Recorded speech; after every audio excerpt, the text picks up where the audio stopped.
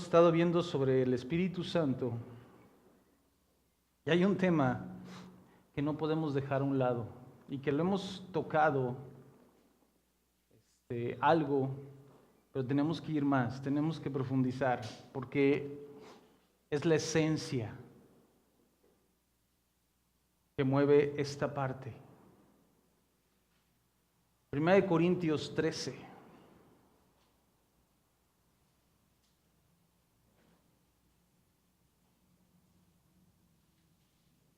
1. A lo mejor tu Biblia tiene ahí un subtítulo que dice la preeminencia del amor.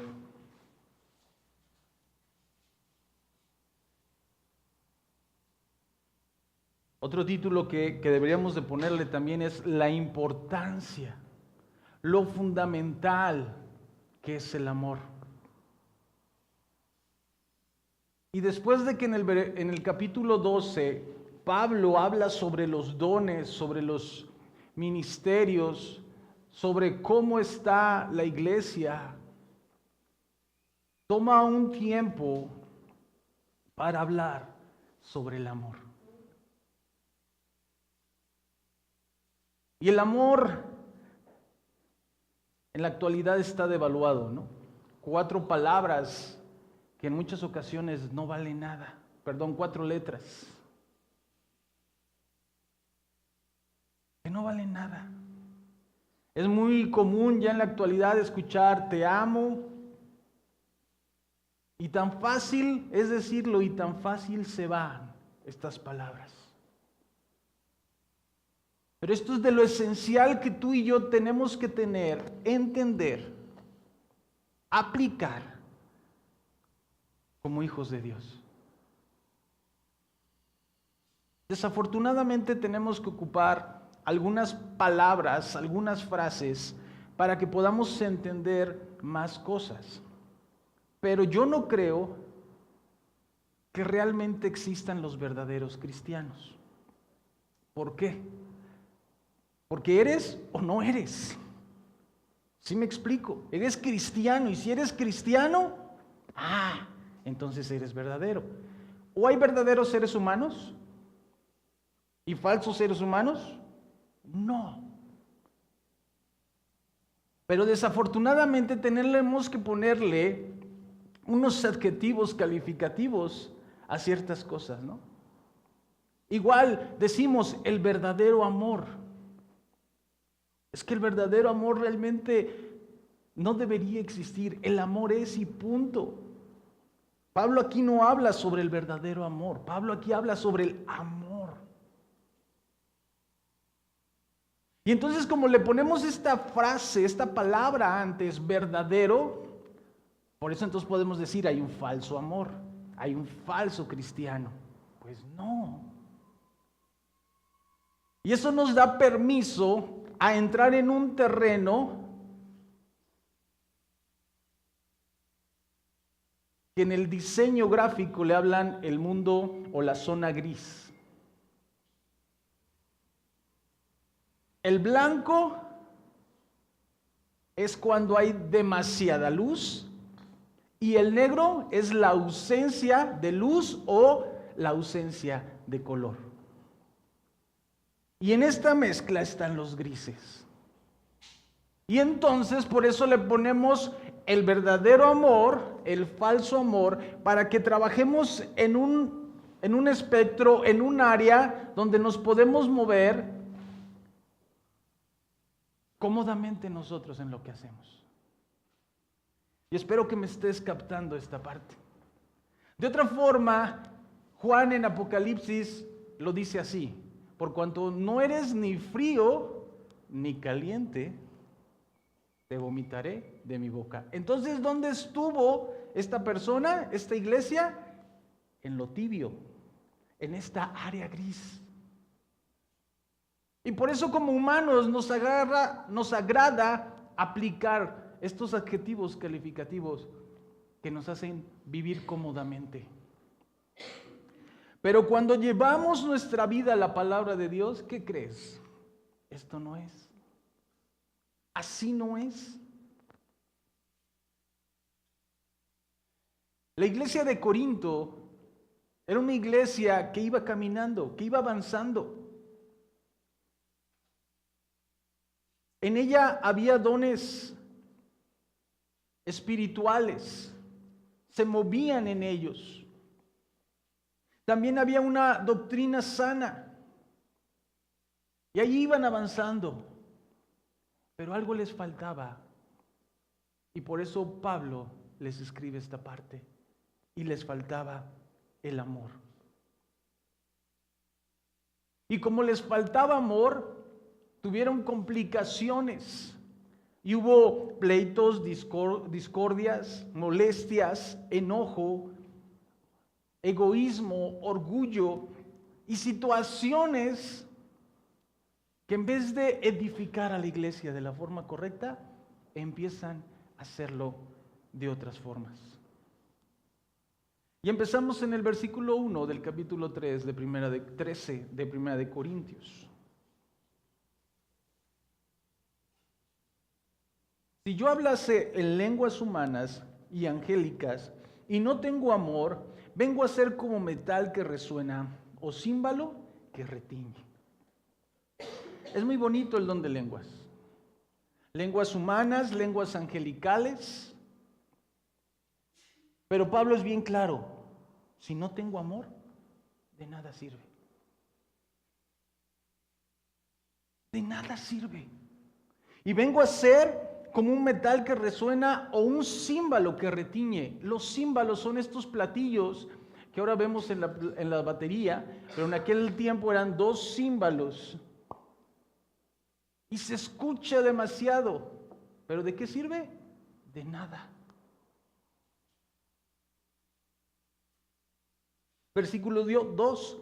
Y si tuviese profecía y entendiese todos los misterios y toda la ciencia, y si tuviera toda la fe, de tal manera que trasladase los montes, y no tengo amor, nada soy. Aquí habla de otros dones: profecía, palabra de ciencia, palabra de sabiduría, fe. Jesús dijo: si tuvieras fe como un grano de mostaza, le dirías a este monte, muévete. Y es a lo que se refiere Pablo. Podemos trasladar montes, hacer grandes señales, milagros, maravillas. Pero si no tengo amor, nada soy.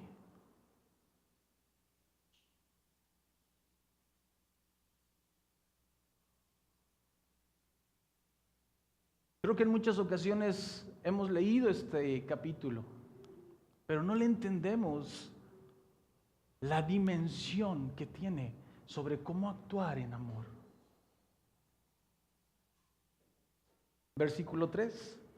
Y si repartiese todos mis bienes para dar de comer a los pobres, y si entregase mi cuerpo para ser quemado, y no tengo amor, de nada me sirve. Los otros dones, ¿se acuerdan que vimos? De misericordia, de repartir, de dar. Porque yo puedo repartirle a la gente lo que yo tengo, pero sin amor, por obligación, no por una convicción real de qué es lo que Dios me está diciendo.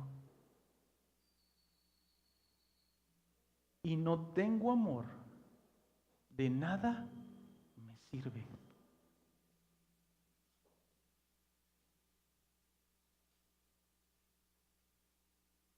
En el tiempo de los apóstoles, de la primera iglesia,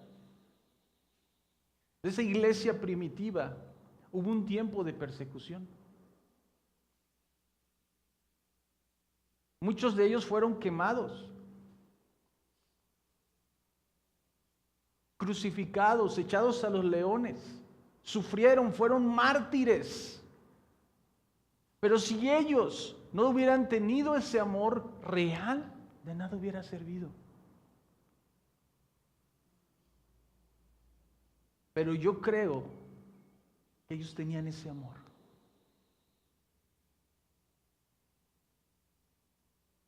Demostraban ese amor. Porque si no, no hubieran decidido morir Porque lo de que decían es, niega tu fe y te salvarás. Continúa con tu fe creyendo en Jesús y vas a morir. Cuello, leones. Y estos 3 primeros versículos enseña que necesitamos el amor. No podemos hacerlo a un lado. Los dones son buenos, son muy importantes para la edificación de la iglesia, pero de nada sirve el amor. Y hace 8 días vimos lo que es el fruto del Espíritu Santo. ¿Y cuál es el primero?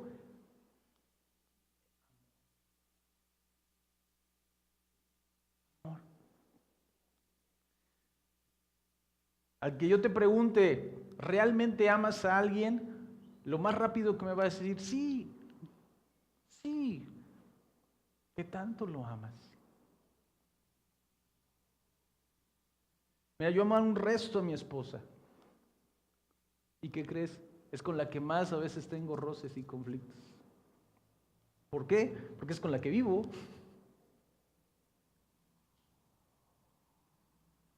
Pero esos roces y conflictos nos han ayudado a juntarnos más, a amarnos más, a demostrarnos más el amor.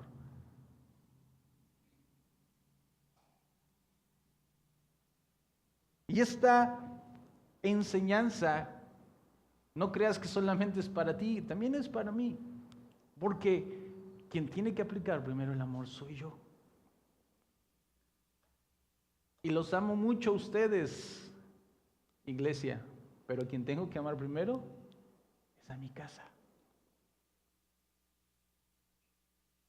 Es donde yo tengo que estar haciendo eso. Y el amor no es pasivo. El amor es un verbo. Yo amo, tú amas, él ama, todos amamos. Los verbos tienen que ver con acción. Yo no puedo decirle a mi esposa te amo y no le doy un beso, no le demuestro algo, no paso tiempo con ella, porque solamente serían palabras que por ahí dicen se las lleva el viento.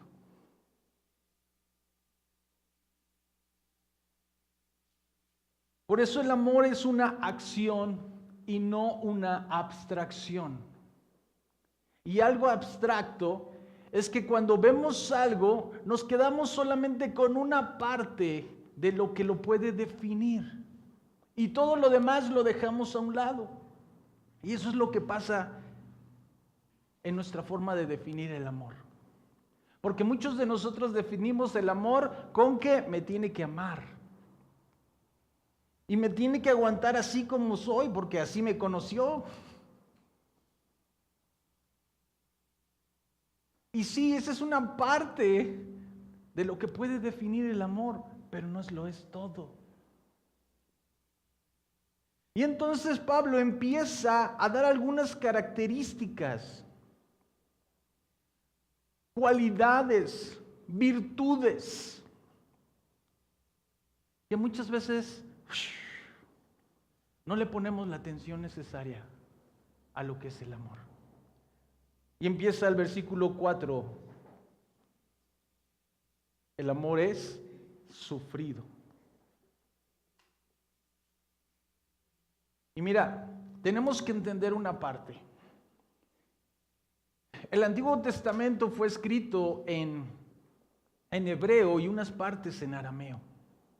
Y para que nosotros podamos entender un poco más de eso, tenemos que estudiar esos idiomas. El Nuevo Testamento fue escrito en griego. Entonces, hay unas palabras que la verdad yo no sé hablar griego, pero que nos enseñan realmente cuál era el significado de lo que el autor quería decir. Y sufrido tiene que ver con lejos de enojarse.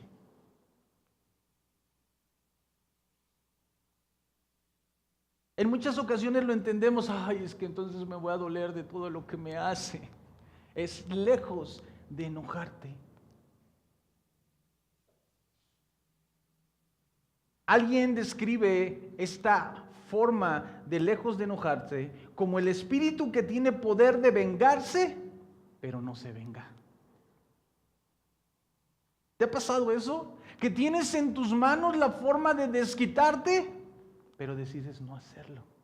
Eso es cuando el amor es sufrido.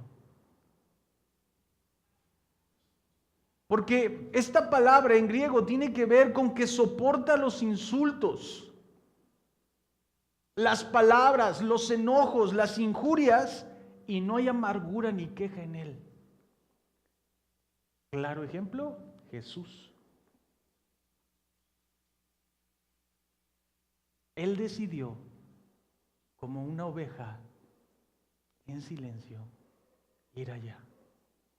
Tú puedes ver películas y yo creo que se quedan cortas de cómo Jesús esa parte la sufrió. Antes de que lo apresaran, Pedro decidió mocharle, bueno, no le decidió mocharle la oreja, yo creo que se movió esta persona y le cortó la oreja. ¿Y qué hizo Jesús? No, me toca, yo lo recibo. Colosenses 3, 12, 13.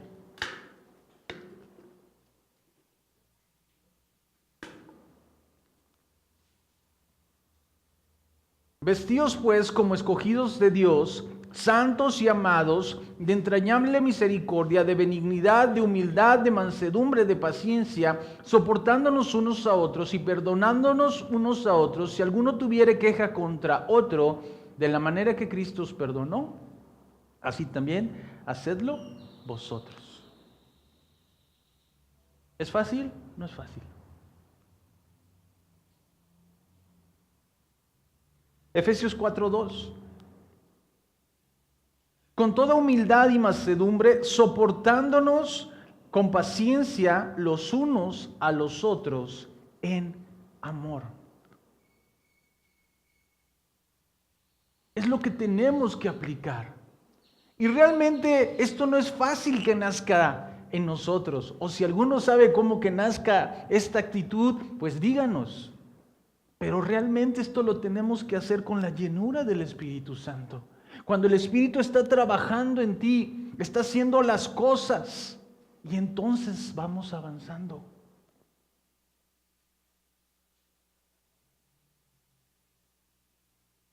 Regresamos a 1 Corintios 13:4 y el otro tiene que ver con el amor es benigno.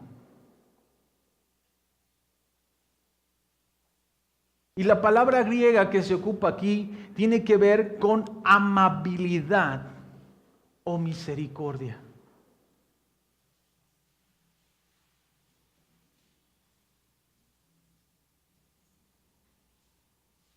Y cuando Pablo escribe sobre los frutos, el fruto del Espíritu, nosotros lo traducimos como benignidad.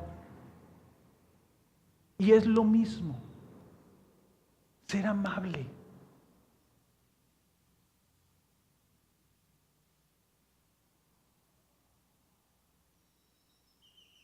Es bien fácil que una palabra áspera encienda un pleito. Cuando yo he ido con mi esposa con palabras duras, nada amables, ella puede apagármelas o encenderlas. Lo mismo nosotros con todas las personas. Y yo creo que tú has experimentado esto. En ocasiones las enciendes, en ocasiones las apagas. ¿Cuál es la mayor que te está pasando contigo?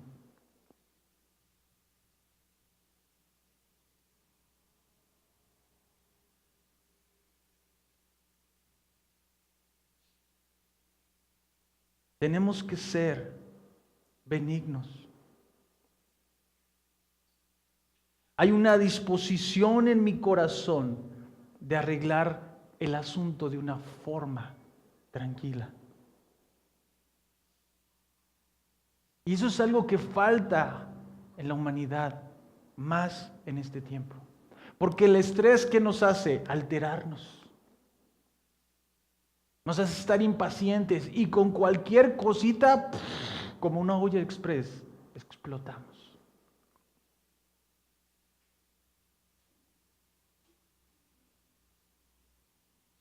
Y nosotros tenemos que tener esta actitud de ser benignos, amables, apacibles. Y muchos de los problemas a nuestro alrededor tienen que ver con esta actitud, que no tenemos la habilidad de ser benignos, de ser amables.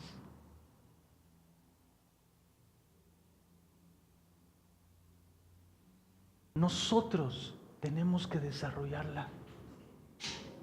Ay, es que si tú conocieras en mi trabajo, ay, a mis compañeros, no importa. No importa. Y no estoy hablando, por favor, de que demuestres nada más con la cara y por dentro estás porque de nada sirve.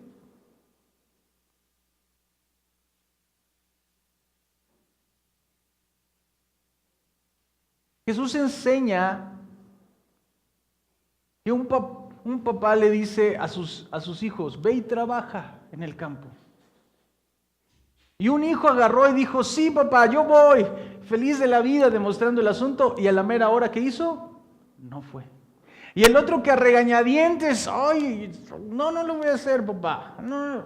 Después reflexionó y lo hizo. ¿Realmente cuál obedeció?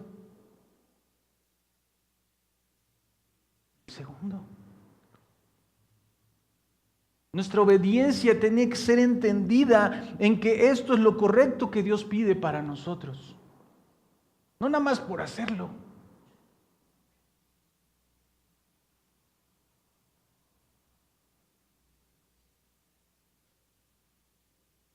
El cuarto de los hijos, si está arreglado solamente por obediencia, ¿cuánto tiempo va a durar? Y a veces ni 2 horas, ¿verdad? Lo arreglaron y en un rato más vuelve a estar desarreglado. Pero cuando lo hacen con una obediencia entendida de que tiene que estar arreglado, porque es un cuarto bonito, porque es un cuarto limpio, saludable, porque puedo encontrar las cosas que necesito más rápido en vez de ese montón de ropa que ahí tenemos, es diferente. Tenemos que ser obedientes a lo que Dios enseña. Otro punto dice que el amor no tiene envidia. Y en el griego tiene que ver con estas personas que son celosas en exceso, que desea desmedidamente las cosas a tal punto que llega a codiciar lo que otros quieren. Es una envidia súper grande, en exceso, y llega a ser codicia. Y uno de los 10 mandamientos que dice, no codiciarás.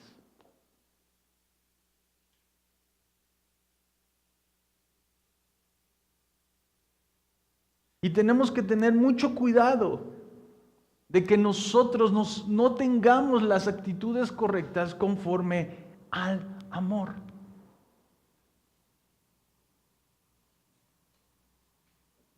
Otro punto es que no es jactancioso.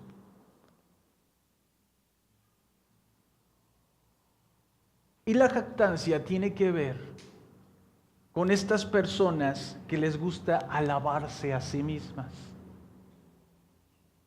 Y si yo te preguntara si conoces a alguien, me vas a decir que sí. Y yo te contestaría, a la persona que ves todos los días en la mañana frente al espejo, esa es la primera persona. O sea, tú. Como humanos tendemos a alabarnos. Esa naturaleza pecaminosa que tenemos tiene que ver con esto. Ay, qué bonito soy. Ay, qué guapo soy. ¡Ay, qué súper inteligente soy! No, hombre, mi esposa se ganó la lotería conmigo. En mi trabajo, el jefe no tiene a alguien mejor que yo. Y así seguimos, ¿no? Nos alabamos. Eso es ser jactancioso. Una persona que es arrogante. Hay unas que son más y hay otras que son menos. Hay unas que demuestran demasiado y no te gusta estar junto a ellas. Pero realmente, de una u otra forma, buscamos que nos alaben. O nosotros alabarnos.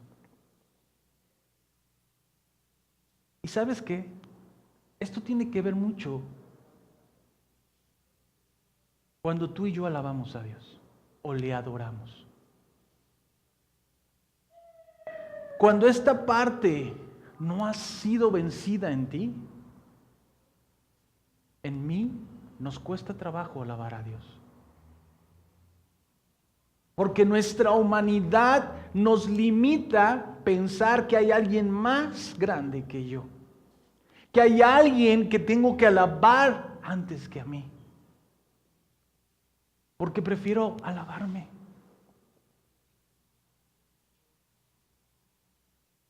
Ay, las palmas son para mí, el canto es para mí. No. Una forma de quitar esta cosa de ser jactancioso, arrogante, es tener tiempos de alabanza a Dios. Reconocerle que solamente Él es el único que te ha dado todo, que no hay nadie más. Primera de Corintios 15, 10.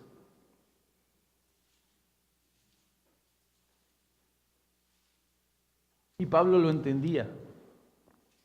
Pero por la gracia de Dios, soy lo que soy, en la parte de hasta abajo.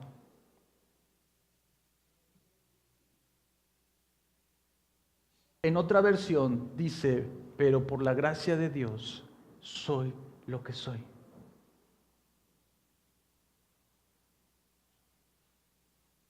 Todo lo que tienes, todo lo que eres, ha sido porque a Él le ha placido darlo. Y tú y yo tenemos que reconocerlo a Él. Otra parte es que el amor no se envanece. Y parecieran ser sinónimos la jactancia con envanecerse.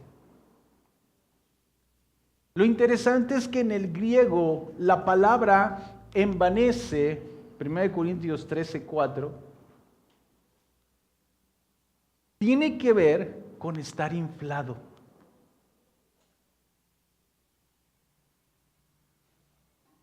Y yo creo que en la calle has visto gente que camina así, ¿no? Nosotros les decimos qué fanfarrón eres. Y estas personas no lo hablan, sino buscan demostrarlo, ¿no? La forma en que es, en la forma en que se visten, todo y demuestran. Y si traen el reloj súper más nuevo, hasta estiranle esa para que se salga, ¿no? Y lo tapan. Ese tipo de personas infladas.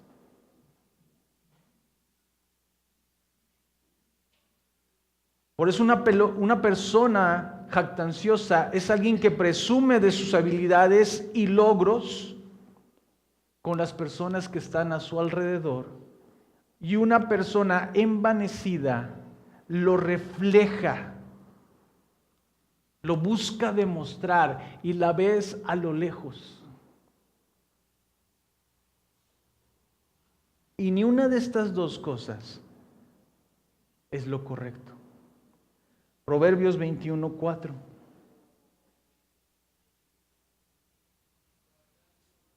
Altivez de ojos y orgullo de corazón y pensamientos de impío son pecado.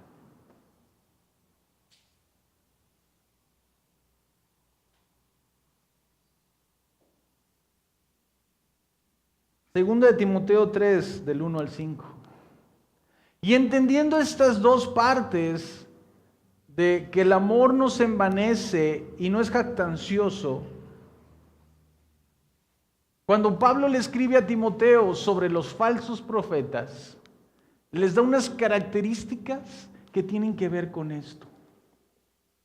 También debes de saber esto, segunda de Timoteo 3, del 1 al 5, que en los postreros días vendrán tiempos peligrosos porque habrá hombres amadores de sí mismos, avaros, vanagloriosos, soberbios, blasfemos, desobedientes a los padres, ingratos, impíos, sin afecto natural, implacables, calumniadores, intemperantes, crueles, aborrecedores de lo bueno, traidores, impetuosos, infatuados, amadores de los deleites más que de Dios, que tendrán apariencia de piedad, pero negarán la eficacia de ella. A estos evita. Amadores de los deleites, amadores de la carne, más que de Dios. Y eso es una persona que es jactanciosa, una persona que se envanece, porque está poniendo a un lado a Dios y en primer lugar se está poniendo Él. Primero yo, luego yo y al último yo. 1 Corintios 13:5.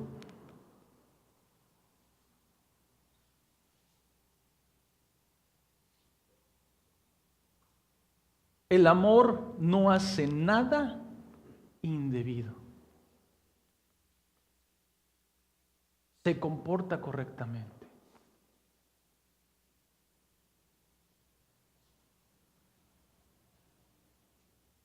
La intención de esta frase es que no es grosero, no se comporta de una forma ruda, áspera. Busca tener un trato amable, dulce.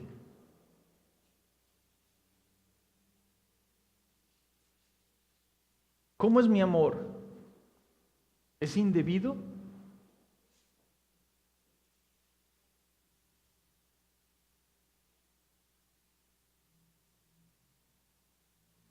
Yo recuerdo que de niño me enseñaron que a las niñas, a las mujeres, no se les toca, no se les pega más que con el pétalo de una rosa, ¿no? Que fuera algo bien suavecito. Así tiene que ser nuestro amor, suave, delicado. Y continúa, no busca lo suyo. Y me dio risa porque en el griego, esta frase de no busca lo suyo tiene que ver con lo mismo, no busca lo suyo. La misma traducción. No tenemos que darle más vuelta al asunto. El amor no busca lo mío, busca lo de mi prójimo. Y tiene que ver con el egoísmo. Porque cuando yo busco lo mío es que estoy siendo egoísta. Y entonces tenemos que reconocer, recordar, checar lo que la Biblia nos dice cuando el diablo fue quitado del cielo. El diablo buscaba su gloria, su alabanza, quería ser como Dios y Dios lo hizo a un lado. Orgullo, soberbia, su vanagloria. Buscaba lo suyo, lo suyo. Como hombres, sexo masculino, nos cuesta trabajo más dar el amor. Nos cuesta más demostrarlo. Las mujeres es más fácil. Y de una u otra forma ahí están demostrándolo. Y nosotros somos más rudos, Tenemos que quitar eso. Tenemos que hacer a un lado esa rudeza. Es que si tú supieras cómo me trató mi papá, no importa.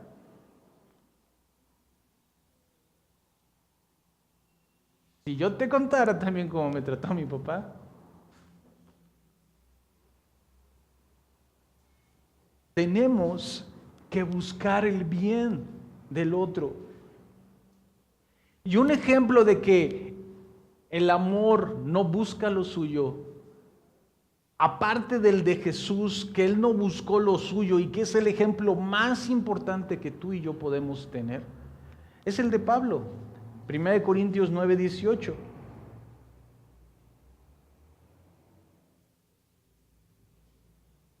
¿Cuál pues es mi galardón? Que predicando el Evangelio presenté gratuitamente el Evangelio de Cristo para no abusar de mi derecho en el Evangelio. Pablo no cobró nada por presentar el Evangelio. Y no es que se le tenga que pagar a la persona por presentar el Evangelio. Él buscó el beneficio de la iglesia. Y por eso trabajaba haciendo tiendas de campaña.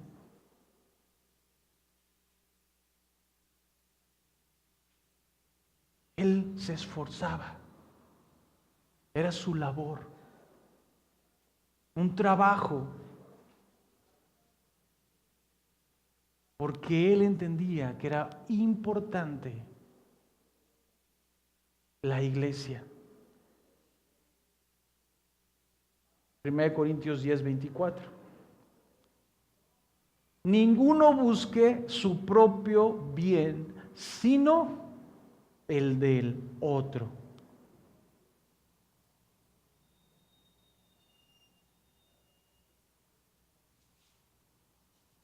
Tenemos que buscar el propio bien de la persona que está a mi lado. Primera de Juan 4:10. Y para que podamos entenderlo un poco más, está el ejemplo de Jesús. En esto consiste el amor, no en que nosotros hayamos amado a Dios, sino en que Él nos amó a nosotros y envió a su Hijo en propiciación por nuestros pecados. Si tú crees que eres cristiano porque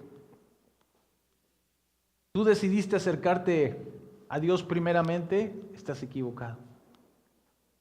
Lo único que tú hiciste es reaccionar a algo que ya hizo antes. Y este es un versículo que enseña eso. Él nos amó primero. Cuando tú vas adelante de Dios y le dices, ¿sabes qué? Dios, yo quiero que Jesús sea realmente mi Señor y Salvador. Es reaccionar a algo que ya hubo antes. Toda acción tiene una reacción. Y el que nos convence, ¿quién es? El Espíritu Santo. Y el que nos lleva o atrae celosamente es el Espíritu Santo. Él busca que de una forma tú y yo regresemos, vayamos con el Padre. Si tú tienes la actitud de que es que yo fui el que decidí, aguas, porque entonces tienes vanagloria en ti, jactancia en ti, y no estás reconociendo a quien te llamó, a quien te habló. Regresamos 1 Corintios 13:5. El amor no se irrita.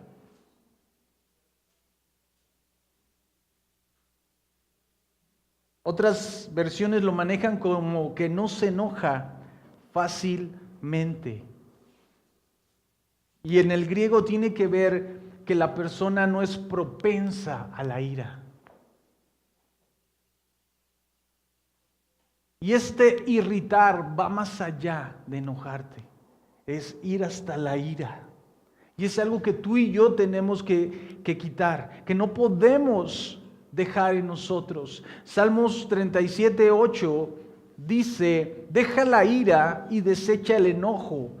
No te excites en manera alguna a hacer lo malo.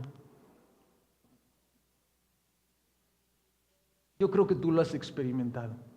Pero cuando tu enojo es mayor del volumen normal, del término normal de enojo, y empieza a volverse ira, en automático, ¿qué haces? Planear cómo vengarte.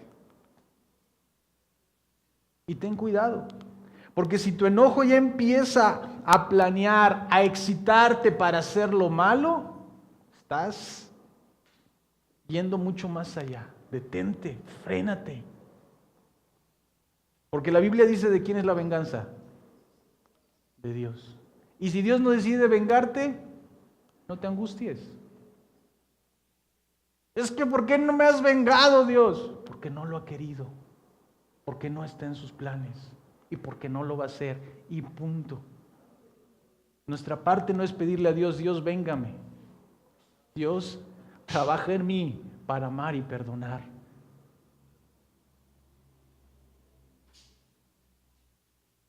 Colosenses 3:8.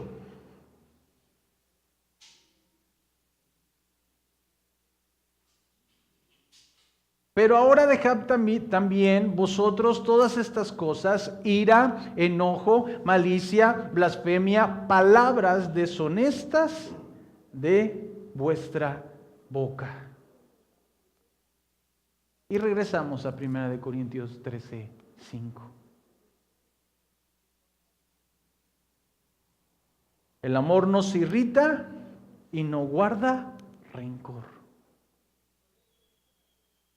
Y van, ahora sí, como en ocasiones decimos, junto con pegado, ¿no? Para que se entienda bien.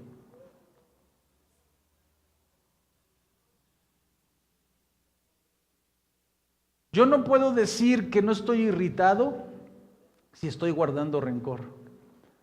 Y en muchas veces ocupamos esta frase: te perdono, pero no olvido. Sí, esposa mía, yo te perdono de todo lo que me has hecho, pero no olvido.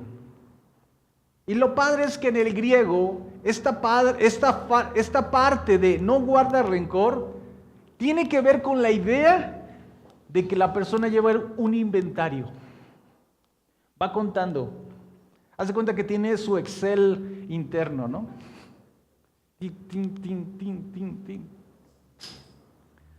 En algunas ocasiones, en lugares donde entra mucha gente, yo no sé si tú te has dado cuenta, luego las personas que están a la puerta tienen un aparatito y van.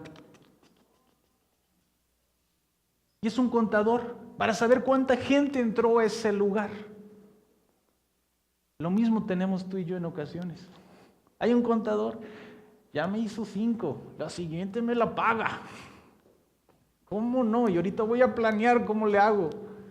Y si me dice de esta forma, le voy a contestar de esta. Pero si me dice de esta, le voy a hacer por esta. Ya sé cómo llegarle. No, hombre, vas a ver.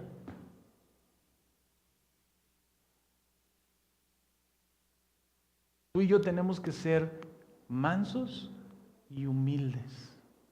No tenemos que ir contando. No podemos guardar rencor. No podemos tener esta actitud de: ay, voy a ver cómo me la paga. Y por eso van juntas estas dos: no se irrita y no guarda rencor.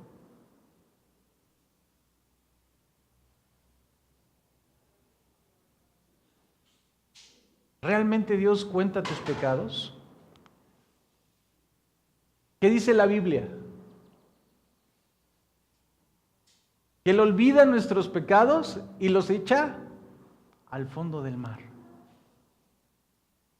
Al fondo del mar.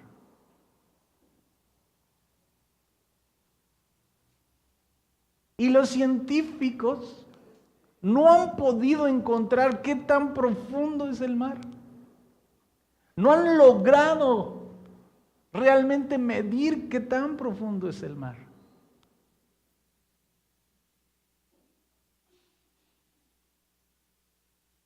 Es demasiado profundo.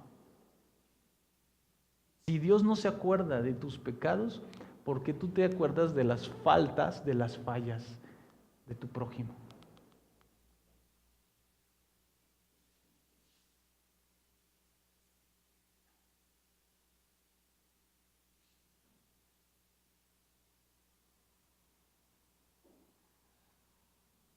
Versículo 6 de 1 Corintios 13.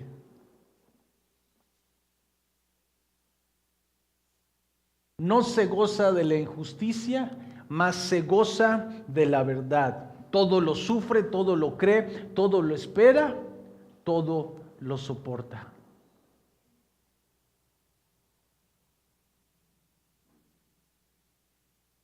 Y con esto cierra Pablo.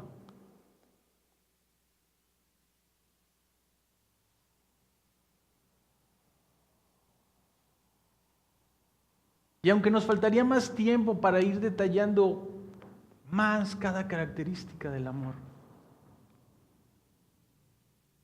creo que tú y yo ya sabemos que como cristianos tenemos que aplicarlo.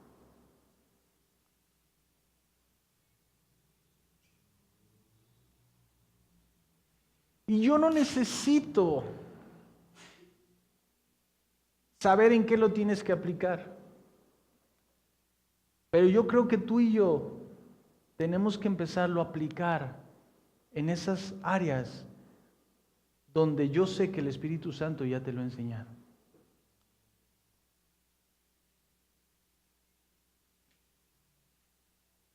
Yo sé que Dios te ha mostrado qué área tienes que trabajar. Y no busco señalarte.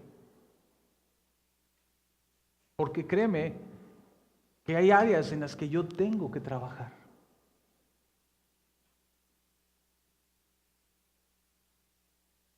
El punto es, ¿cuándo voy a empezar? Las decisiones de cada uno de nosotros. Empecé ayer, empiezo hoy, empiezo mañana, en una semana, en un mes. Por favor, empieza ya, lo más pronto posible, a aplicar esta parte del amor. Porque Pablo es bien claro, la Biblia es bien clara, podré tener todos los dones, pero si no tengo amor. Y es por eso que el amor y todo esto que vimos tiene que ver con nuestro carácter. Y eso es lo importante. Nosotros nos tenemos que parecer a Cristo. El carácter de Cristo en nosotros. Como Él actuaba, como Él respondía, como Él se movía. No solamente por sus emociones, Él buscaba hacer lo correcto. Y no solo por una obligación, sino porque entendía que era lo correcto.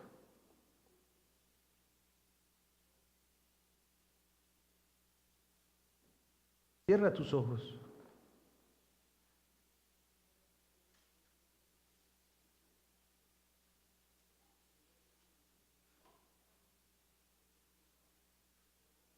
Padre, gracias porque tu palabra siempre tiene muchas cosas que enseñarnos. Pedimos que el Espíritu Santo nos ayude ahora a ponerla en práctica. Hay humanidad, hay carnalidad en nosotros. Espíritu de Cristo, ayúdanos a que nuestro carácter muera, a que nuestras actitudes, nuestro temperamento, nuestro yo sea crucificado. Y el carácter de Cristo empiece a florecer en nosotros, a dar fruto en nosotros,